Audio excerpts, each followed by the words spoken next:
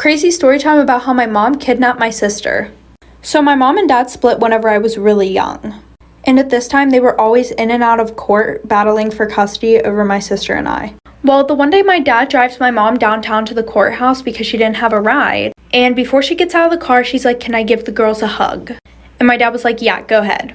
Little background information. I was more of a daddy's girl. My sister was more of a mommy's girl, which is probably the reason why she took her. I was sitting by the window, my sister was sitting in the middle seat. So she gives me a hug. Next thing I know, my sister's seatbelt was unbuckled and my mom was running across the street with her in the middle of downtown. Didn't even look for cars. So my dad got out of the car, ran over, grabbed her, picked both of them up and walked over to the sidewalk, and my mom was screaming bloody murder. So this guy called the cops and my dad was trying to show them custody papers because he had full custody. But the cop knew my mom, so he let her take my sister. We got her back, but I didn't see this bitch for like 4 months. Toxic best friend story time. So I had an off and on friendship with this one girl. In my freshman year, we became friends again.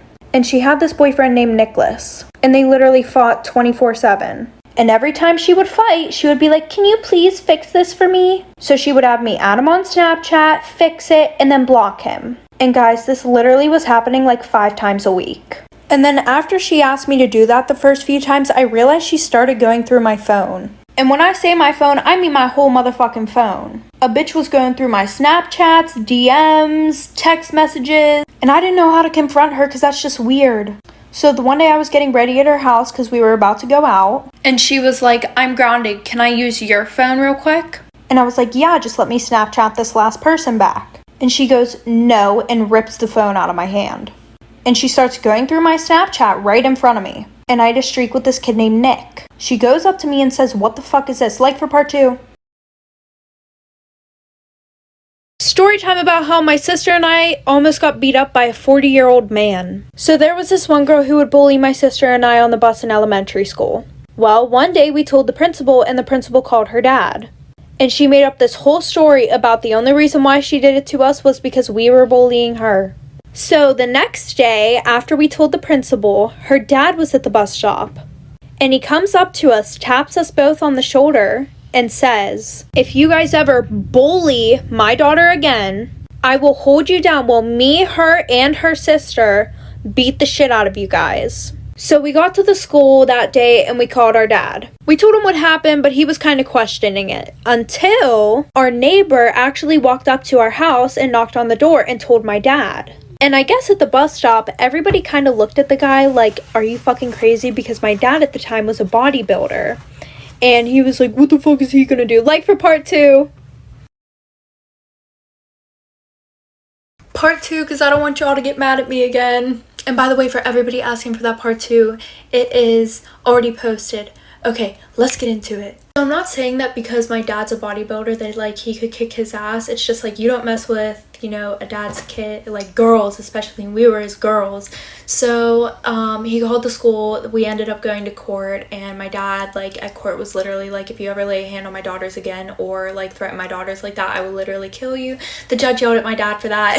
And then he had to apologize to us, and because basically like he threatened us, and then like he got in trouble a little bit more for that, and like they did some other stuff that I don't really remember. But he wasn't allowed near us. He wasn't allowed to go to the bus stop anymore. He wasn't allowed near the school. If we were at the school, like it was traumatizing. Like, anyways, thank you guys so much for 700, almost 700,000. I love you guys, and that is part 2. Story time, the biggest lie I ever got away with as a teenager.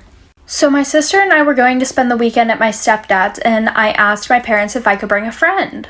My dad said he didn't care, and my stepmom said no. And my parents were really strict. But obviously I did not listen. So I invited my friend, and her parents were also really strict. So we came up with this elaborate plan that I would ask her parents and tell them that it was a surprise for her. And they believed it. So the day comes whenever we're supposed to leave to go up to my stepdad's. So, you know, we get off the bus, walk to my house, and my stepmom was asleep because she worked night shifts. So I was able to sneak my friend through the house to my bedroom. Little did she know she was going to have to hide in the closet. So my stepmom came in and needed to borrow a pair of socks for work. And I was literally guarding the closet with my life. And she goes, "Get away from the closet, you're acting so suspicious. What's in there?" Like for part 2, by the way, Stacy and Candace, if you see this, my bad. Okay, part 2, sorry for keeping you guys waiting. So she literally pushes me out of the way, goes and looks in the closet, and stands there for a whole ass minute. And me, I'm over here having an anxiety attack. My sister's looking at me, making like hand gestures, basically saying, "What is she looking at?" And I'm literally sitting there, and I get to peek in the closet, and my friend is not there. And I'm like, what the fuck? Where did she go? And then she starts moving things around in the closet. So she didn't see anything, and she goes to walk out of my room, and she goes, "You guys are so weird." And I run over to the closet like, where the fuck is she? And she pops out of this box that is literally in plain sight and goes, "Is she gone yet?" And trust me, I know this doesn't sound like a big thing to get away with, but whenever you have strict parents and they're looking for somebody in literally a 5-foot space, oh honey, this was a big deal for me. And tonight is going to be the night that my stepmom actually sees this. Story time about my manipulative ex-boyfriend. So whenever we first started dating, he was really sweet. We would hang out all the time, and we had such good chemistry. And you know, we were Snapchatting because I lived like a few hours away from him. And he goes, "All my exes have hurt me in the past." Now us women, that makes us think, "Oh, I want to be the girl who doesn't hurt him." And I was like, "Well, how many ex-girlfriends have you had?" He goes, "Like 9. And at that time, I was blinded about how happy I was to be dating him to actually realize that was a red flag. And then this motherfucker says, "So please don't be mad at me if I do something that might hurt you. It's just because I've been hurt so many times." Implying if he were to cheat on me, I shouldn't be mad because he's been hurt so many times. Red motherfucking flag alert, bitch. Like for part 2. Story time of one of my many embarrassing moments in high school. So my sophomore year, I was talking to this guy, and we had been talking for 4 months, and he didn't want to date me. I didn't know that until one of his friends said, "Oh yeah, he's just using you to do stuff." And I'm surprised he let it drag on for 4 months because I didn't do anything with him. But now looking back at it, he would always ask me to come over when his parents weren't home. So anyways, I really liked him. He broke my heart, and yeah. So the next day I had school, and I had a class with him. And all of his friends were in that class too.